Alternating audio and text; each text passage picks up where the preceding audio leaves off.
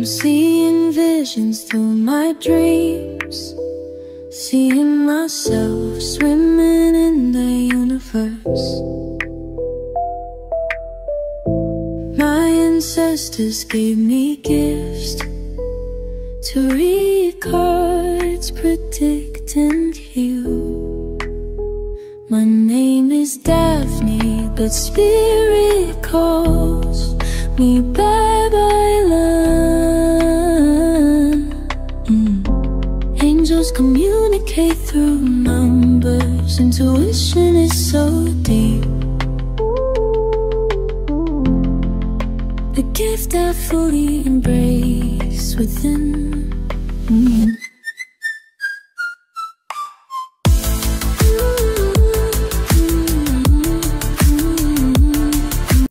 Hello Pisces, welcome po sa inyong reading. So this is for May of 2025 reading. This is our monthly reading. So Pisces, gusto ko lang po sabihin sa inyo na meron po tayong kabilang channel, that is Babaylan TV. Yan po ang ating unang channel catered for our international audience. So nagla-live po tayo doon and pwede naman po kayong sumali, no? I want you to know that this is a general reading and you may resonate with the entire reading or you may resonate with some bits and pieces of the reading. Take what's only yours. I feel like time is running out. Merong sense of urgency. Meron tayong hinahabol. Meron tayong minamadali. I feel like parang feeling natin kinakapos tayo ng oras or hindi kumpleto itong araw natin. Let's say, for those who are singles, may mga crushes and no label situation, no? Or yung mga nasa situationship, parang hindi naman buong araw ko kapag hindi ko nakikita. I'm sorry, hindi ko nakikita yung person ko. I also feels like meron ditong parang naaligaga kasi hindi ko kakayanin din na medyo my person is turning their back on me. Doon lalo na sa mga challenges, no? Ngayon, I feel like hindi siguro din sanay itong person na ito. It could be you, it could be your person. You can interchange the roles, no? What I'm reading is the dynamic naman. So with the Queen of Cups, the Five of Swords, and the King of Wands. So, parang meron itong, sabihin natin, nagkasakitan ng loob. Hindi ito meant to be said kasi na-interpret lang ito, kumbaga, siguro biro, no? Pero ito ay na-interpret in a different way.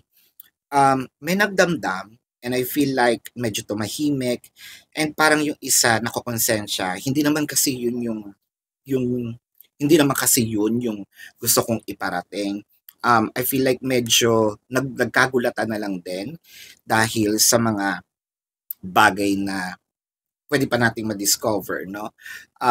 Hindi naman kasi yun yung parang hindi ko nga sinasadya na dinamdam naman ng isa. I feel like the emotional in here, of course, I'm gonna say Pisces, no? Pwede rin kasing si person kasi medyo ang nakikita natin dito, medyo may pagkamatabil din ng dila ni Pisces minsan eh. So with the King of Wands, yes, may katotohanan and sometimes, pwede sigurong direct yung sinabi. So parang walang filter. Ito, yung pagkakabigkas, no? With the Five of Swords clarified with the Seven of Pentacles and the Ten of Swords. So parang ang ine-expect kasi dito ng taong to is, nung nasabi yun, kailangan ng I'm expecting apologies, pero bakit inantay pa yung kailangan manahimik ako, kailangan maramdaman pa, no, na nagdadamdam ako doon sa mga nangyari. Kailangan maiparamdam ko pa na hindi ko gusto yung aking narinig.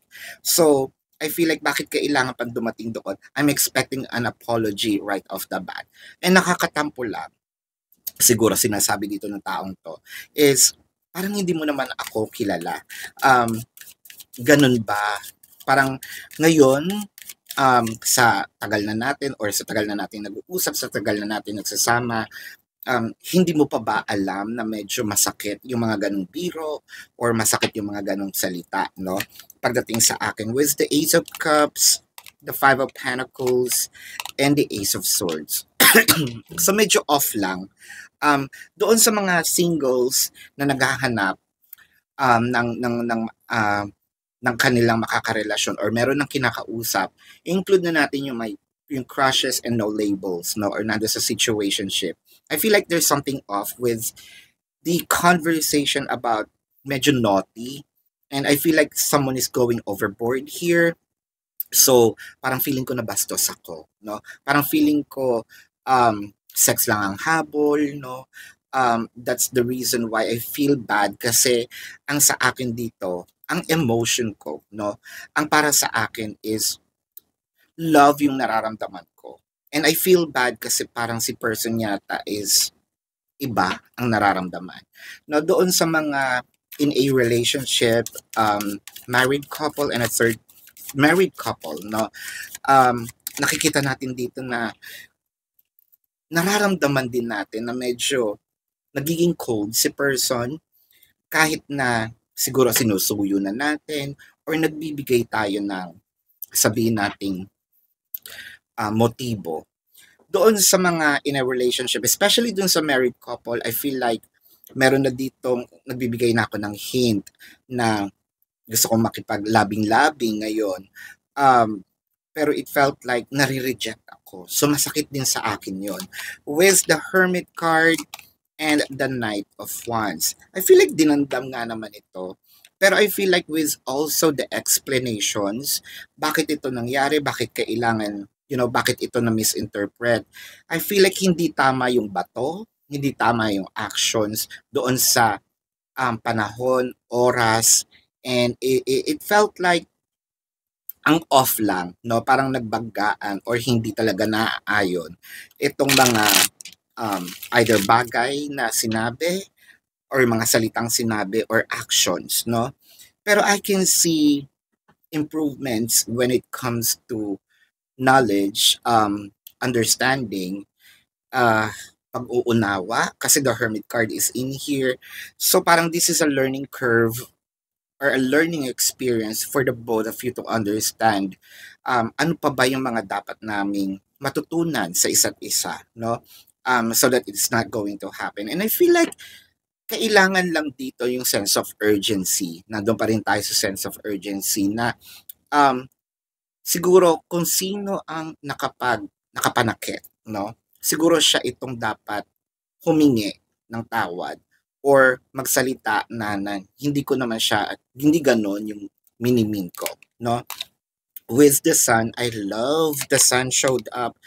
The Ten of Wands and the Emperor, yun nga lang, dahil nga medyo late ang paghingi ng apology, syempre, nakakakita ko ng pagpapakipot, yung parang habulin mo ko, no?